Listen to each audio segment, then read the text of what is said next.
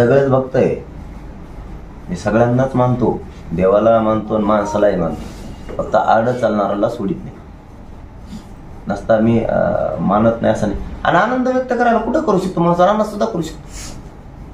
तिथं जावं रामलालला कशी म्हणून काय, तिथंही करू शकतो. तुमच्याबद्दल जर मला प्रेम आहे तर मी आंतरवलीत करू शकतो. तुम्ही हिंदू संस्कृती तसं म्हणलं जातं, कुठं असावं फक्त मनात हृदयात असावं, तिथं जावं असं काय नाही. आम्ही त्यांनी 18 तारखेला 144 लावलेला, 18 तारखेपर्यंत मुंबई. मग खालचे लोक बसलेले सगळ्या मराठा समाज म्हणत होता बीड जिल्ह्यातला किंवा महाराष्ट्रातून आलेला की 15 करा 15. म्हणलं 15पेक्षा आपल्याला तयारी वेळ पाहिजे, आणखी 4-5 दिवस वाढते, काही फरक पडत नाही. 20 दिवस वाढले ना, 20 तारीख ठरवल्यानं आपल्या जे 39-40 वर्ष गेली आणि महिने काय होणार आहे. आपण मागे वेळ दिला पण 54 लाख लोकांचा फायदा झालाय. 54 लाख फायदा एक नोंदीचा जर ठरला तर 2.25 कोटी मराठ्यांना आज फायदा झाला, मागचा वेळ दिल्यामुळे नुसता. आणि आता या वेळेत आपल्या कामावर उरकायचं आपल्याला, आणि निवेदन लहान नाहीये, याच्यासाठी आम्ही ती 20 तारीख धरलेली. खरी तारीख खरं सांगतो शेवटी 20 तारीख फक्त एवढ्याच मुळे धरलेली, बाकी काय. तरी आता केंद्राला जर ह्याची अडचण वाटत असेल तर तुमचं केंद्राला काही सांगणं आहे का की 20 तारखेच्या आत आपला प्रश्न सोडवण्यासंदर्भात नरेंद्र मोदी असतील किंवा केंद्र सरकार असेल? नाही, आता त्यांना काय सांगावं, ते लय मोठे माणसं येतं, त्यांना काय सांगावं. त्यांना एकदा सांगितलं होतं आम्ही शिर्डीला देतावा, त्याने ऐकलं नाही. मराठीची गरज नाही त्यांना, त्यामुळे त्यांना काय सांगायचं बार आम्ही काय आमचा अपमान करू घाल. कारण आमच्या समाजाला बी काय किंमत आहे का नाही, आमच्या समाजाचं काही टेटस आहे ना, समाज कवर पाय पडून कोणाच्या, आम्ही आमचं लढून मिळू. त्यांना कशाला सांगावं. आता बोलताना असं म्हटलं की गाडी अडवण्यावरून ह्यांचे आमदाराच्या ज्या गाड्या अडवल्या जातात तर त्यामध्ये राजकारण घुसलंय असं तुम्हाला म्हणायचं का? पहिल्यापासूनच घुसलेलं येणे, पण आम्ही टेन्शन नाही घेत दादा. आम्हाला माहिती आमचे पोरं काय करत नाही. जर यांनी खोटे केसेस केले आमच्यावरती आणि जर मराठा समाज दबला असता तर त्या दिवशी लाखोच्या संख्येनं उसळलाच नसता बीडमध्ये. कारण सगळ्या लोकांना माहिती आमचे हे खोटे गुन्हे दाखल करते आणि सरकारलाही माहिती आपण खोटे करतोय. फक्त सरकारनं आता एवढीच पुन्हा आज एकदा विनंती आहे गृहमंत्री देवेंद्र फडणवीस साहेबाला की विनाकारण तुम्ही गुन्हे दाखल करून खोटे तुमच्या पोलिसांच्या मार्फत मराठा समाजाची नाराजी तुमच्या अंगावर ओढून घेऊ नका. मी 4 वेळेस सांगितलं आत्तावर, ही 5वी वेळ तुम्हाला सांगायची. आता तुम्ही नाराजी ओढून घेऊ नका. त्याचं एकट्याचं ऐकून तुम्ही मराठ्यांची नाराजी आणि रोष तुमच्या अंगावर घेऊ नका आणि खोटे गुन्हे दाखल करायला लावू नका. कोणालाही कोणाचं ट्रॅक्टर कोणत्याही पोलिसांना अडवायला लावू नका. हे आमची तुम्हाला पुन्हा एकदा विनंती. तुम्ही अडवलं तरीही मराठी येणार आहेत, नाही अडवलं तरी येणार आहेत. त्यापेक्षा मराठ्यांचा रोष तुमच्या अंगावर घेऊ नका आणि पुन्हा एकदा आंतरवालीसारखा प्रयोग करायचा प्रयत्न करू नका. तुम्हाला सगळ्या सरकारला प्रचंड जड जाईल. म्हणजे नाही मग गुन्हे काय दाखल केली ट्रॅक्टरवाल्याने काय केलं तुम्हाला? केलं काय? असंच आंतरवालीच्या वेळेस झालं होतं ना. 2 दिवस आले, पहिल्या दिवसापासूनच सुरुवात होती यायची त्यांची. कधी 200 यायचे पोलीस, कधी 500 यायचे आणि मग ज्या दिवशी करायचे त्या दिवशी 700-800 आले. ही सुरुवातच होती ना. मागची हुशारी आम्ही पुढे सावध झालो होता. पण आता ते करू नका, कारण आता करोडो मराठा एकत्र आहे, तुम्हाला जड जाईल. कुठलेही आंदोलन करताना आंदोलक पूर्वी परवानगीसाठी अर्ज करत असतात. आता तुम्ही एक एवढं मोठं आंदोलन हाती घेतलं आणि इथून मुंबईला जाणार आहे, तसा काही अर्ज वगैरे तुम्ही पोलिसांना किंवा गृह खात्याला काही दिलाय का?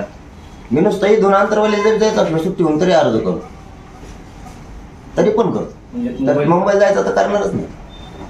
नुसतं इथून तिथपर्यंत जायचं असलं तरी पण एकही पोलीस निरीक्षक किंवा SP साहेब किंवा पोलीस बंधू म्हणू शकत नाहीत हे आम्हाला सांगितलेलं नव्हतं. आम्हाला साधं जायचं असलं तरी आम्ही त्यांचा कानोट टाकतो, कारण त्यांनीच आम्हाला सांगितलं पुढे जायचं असलं कानोट टाकायचं नाही. त्यांचा कानोट टाकायचं काही घेऊन आमच्या गाड्या सुरू केलं दानदार आम्ही आणि भ्यायचा काय समज कोण? राज्य आमचं आहे, जनतेचं आहे, गाव आमचे, जिल्हे आमचे, काय कोण खात आहे त्यासारखं बेकडे का? मुंबईत ग्राउंड मिळण्यासाठी अर्ज केलाय का तुम्ही कुठलं? नाही, आता ती प्रक्रिया होईल ना. बहुतेक आता आमचं एक शिष्टमंडळ पाठवतो. मला वाटतं मीडियाच्या बांधवाच्या माध्यमातूनही कळालं की अर्ज मुंबईतल्या सर्व मराठा बांधवांनी दिला. मराठा बांधव मुंबईतला सगळा एकत्र आलाय, सगळा. आणि आज या मीडियाच्या बांधवाच्या माध्यमातून बी माझी विनंती मुंबईतल्या सगळ्या मराठा बांधवांना, सगळ्या, की तुम्ही तिथं सगळे गटतट असतील तर सगळे सोडून एकत्र व्हा. कारण महाराष्ट्रातला सगळा मराठा हा मुंबईला येतो. आम्हाला वाटत नाही म्हणून तर मुंबईला चाललो होतो आम्ही. आम्हाला वाटत नाही की ते 20 तारखेपर्यंत देतील, कारण इथून मागं 4 वेळेस तसं केलंय म्हणून. आणि ते देणार असले 20 तारखेच्या आत, आम्हाला कुठं हौशी मुंबईला जायची. आम्हाला मुंबईला जायची हवस नाहीये. आम्हाला आमच्या पोरांचं पुढच्या काळात खूप वाटलं होऊ शकतं, पोरं पुरे वायाला जातील, म्हणून आम्हाला त्यांना आरक्षण द्यायचंय. ही आमची गोरगरीब मराठ्यांची भूमिका आहे आणि तिच्यावर आम्ही ठाम आहे. म्हणजे तुम्हाला शेवटचं सांगतो की इतका मराठा घरातून बाहेर पडणार आहे की मुंग्यासारखा. आणि मी सांगतो तुम्हाला, यांनी हल्लं बी तिकडं, यांच्या सरकारनं गोळ्या बी घातल्या तरी आरक्षण घेतल्याशिवाय मी मागं सरकत नाही. आम्ही मागे येत नाहीत. आणि ज्या ज्या वेळेस मी बोललो त्या त्यावेळेस केलेलं आहे. मधल्या काळातला आपण त्यांना जी वेळ दिला होता त्याचं काल मी स्पष्टीकरण तुम्हाला दिलेलं आहे. द्यावा लागत असतो, मागं पुढं सरकावं लागत असतं. आता मात्र मुंबईला गेलं, आता मागं नाही. मी माझ्या समाजासाठी पूर्ण शक्तीपणाला लावायची माझी तयारी, पूर्ण ताकदपणाला लावायची तयारी आणि वेळेप्रसंगी जीव सुद्धा पणाला लावायची तयारी. पण आरक्षण घेतल्याशिवाय आम्ही मराठी गोरगरीब आता हटत नाही. कारण पोरांची जर ही संधी गेली तर पोरांचं खूप हाल होणार आहे. आमच्या पश्चात आमच्या आजोबा पंजोबाच्या आत्ताच्या वयाच्या असणाऱ्या आई वडिलांच्या पश्चात मुलांचे खूप हाल होऊ शकते जर आरक्षण नाही दिलं. मला माहित नाही, मी माहिती घेऊन त्यावर बोलतो. आता कुणी अडवलेत काय त्यांचं लेचलं ते लकडं येईल. आमच्या गोरगरीब बांधवाला फार त्यांचं तर सुरू असतं एखाद्या वाट. आणि ते आमच्यावर घातले, ते बीडचं नाही का आमच्यावरच घातलं सगळं. त्यांनी त्यांचंच जाळलं पोळलं, त्याच्याच पाहुणे त्याच्याच जाळी ती आणि घातलं आमच्या. पाटील, ज्या प्रकारे तुमच्या जिथं जिथं सभा झाल्या बहुतांश ठिकाणी असं झालंय की त्या ठिकाणी त्या आयोजकांवर गुन्हे दाखल करण्यात आले. लातूरमध्ये सुद्धा 11 गुन्हे दाखल करण्यात आले. आता ते घेतलेत, केलेत, काही नाही करून केले. तिकडे ट्रॅक्टर नेले नाही, त्याच्या आधीच केले. मराठी घेत नाहीत का, सिद्ध केलं ना आम्ही. मराठा समाजाने सिद्ध केलं. आपण आहेत तोपर्यंतच मराठा आपल्या पोराला आरक्षण मिळून द्यायचं असं मराठ्यांनी ठरवलेलं आहे. केशी त्यांना काय करायचं सरकारला करून द्यायचं.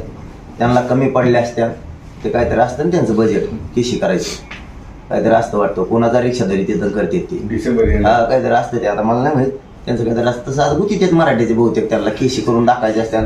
केंद्र सरकारकडून नरेंद्र मोदी साहेबांकडून पाठ थोपटून घ्यायची असत सरकारला, त्याच्यामुळे ते आमच्यावर केशी करत असते.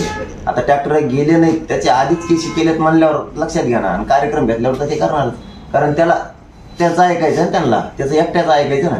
ते एडपट आहे ना एक मध्ये इथं, त्याचं ऐकायचं, त्याला खुश करायचं सरकारला, त्यांना गळ्यात हात टाकून हिंडायचे त्याच्यासाठी चाललंय हे सगळं. त्याला खुश ठेवायचं. पण त्यांना माहित नाही मराठा हळूहळू आता तो सटकायला लागला त्यांच्या. त्यांनी आणखीन तरी शहाण व्हावं. मराठा सटकू देऊ नका, मराठ्याशिवाय काय खरं नाही. शब्दच त्यांनी घेतला दादा.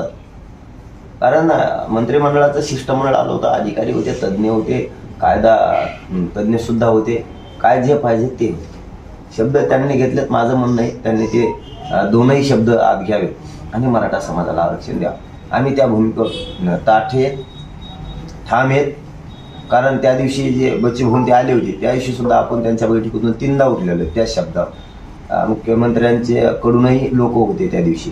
आपलं सगळं मीडियांच्या समोर त्या दिवशी सुद्धा झालेलं. आपण स्पष्ट सांगितलेलं की ते 2 शब्द तुम्हाला घ्यावे लागणार आहे, कारण ते लिहिले तुम्ही नसता. आम्हाला नाविलाज आहे मराठ्यांना, आम्हाला मुंबईला यावंच लागणार आहे. आणि मराठ्यांना सुद्धा पुन्हा एकदा विनंती माझी, घरी बसू नका. आपण नसताना आपल्या पश्चात आपल्या लेकरांचे खूप आयुष्याचे हाल होते. त्यामुळे एकदा लेकराला तुम्ही आयुष्याची प्रॉपर्टी म्हणजे जमीन काही दिलेली आणि ही आयुष्याची प्रॉपर्टी म्हणजे हे आरक्षण त्यांना एकदा आयुष्याचं द्या. घराच्या बाहेर पडा सगळे मुंबईकडचा. 20 तारखेला सगळ्यांनी अंतरवालीपासून पायी निघायचं, पण आरक्षण घेतल्याशिवाय माघारी नाही.